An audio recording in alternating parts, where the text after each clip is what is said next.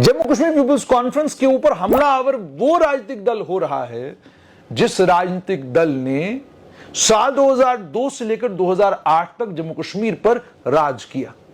यानी सरकार थी पीडीपी कांग्रेस की जम्मू कश्मीर में। उसके बाद पीडीपी बीजेपी की सरकार बनी, यानी 2 बार जो पार्टी जम्मू कश्मीर में सत्ता में रही है, उस पार्टी के नेता गंभीर आरोप जम्मू कश्मीर पीपुल्स कॉन्फ्रेंस के नेताओं के ऊपर लगा रहे हैं। जब आप आरोप सुनते हैं तो आप हैरान होते हैं। साल 2026 है, एक लोकतांत्रिक व्यवस्था में हम लोग हैं और इस लोकतांत्रिक व्यवस्था में यह कहा जा रहा है फलाने ने धमका दिया, उसने डरा दिया, वो ये कह रहा है, वो कह रहा है। भाई आतंकवादियों अलगाववादियों को तो डर है कि कानून उनको छोड़ेगा नहीं, आतंकवाद के मददगारों को नहीं छोड़ेगा।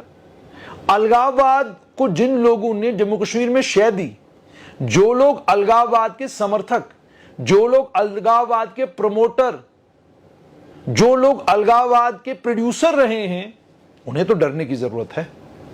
क्योंकि अभी तो प्रशासनिक सिस्टम जो है इसमें तो सवाल ही पैदा नहीं होता कोई अलगाववाद या आतंकवाद के लिए कोई जगह हो। तो उसके बीच में जब इतने गंभीर आरोप लगाए जाएं और गंभीर आरोप सार्वजनिक किए जाएं, तो फिर आप सोचने पर मजबूर हो जाते हैं कि जो राजनेता खुद को अंतर्राष्ट्रीय लेवल का राजनेता कहते हैं, जो नेता जब बयान देते हैं बड़े बड़े अखबारों में उनके बयान छपते हैं, क्या उन राजनेताओं का विजन इतना ही है कि वो इतनी छोटी छोटी बातों में फंस गए हुए हैं? यानी जम्मू कश्मीर पीपुल्स कॉन्फ्रेंस कभी सत्ता में नहीं रही, जम्मू कश्मीर पीपुल्स कॉन्फ्रेंस का कभी मुख्यमंत्री नहीं रहा, जम्मू कश्मीर पीपुल्स कॉन्फ्रेंस कभी इस हालत में भी नहीं पहुंची कि वो सरकार बना सकते थे।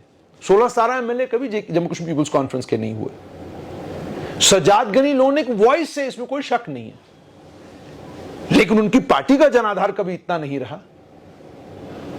और उनकी पार्टी को लेकर, उनके जनाधार को लेकर जब इस तरह की बातें हों, और वो भी एक ऐसी पॉलिटिकल पार्टी बातें करे जो पॉलिटिकल पार्टी सत्ता में रही हो, जिस पॉलिटिकल पार्टी ने जम्मू कश्मीर का गृह विभाग चलाया हो, जिस पॉलिटिकल पार्टी पर आरोप लगे हैं अलगाववादियों की मदद करने के, जिस पॉलिटिकल पार्टी का एक चुना हुआ नुमाइंदा एक आतंकवाद से जुड़े हुए मामले में अभी भी एफआईआर भुगत रहा है, वो पॉलिटिकल पार्टी जो सत्ता में रही हो, जिसका अलायंस बीजेपी के साथ रहा हो, और जो पॉलिटिकल पार्टी जम्मू कश्मीर जब राज्य था तब सत्ता में रही हो, जब उस पॉलिटिकल पार्टी के नेता बयान देने से पहले यह भी ना सोचें कि जो वो बयान दे रहे हैं उस बयान का मतलब क्या है, उस बयान की मानी क्या है।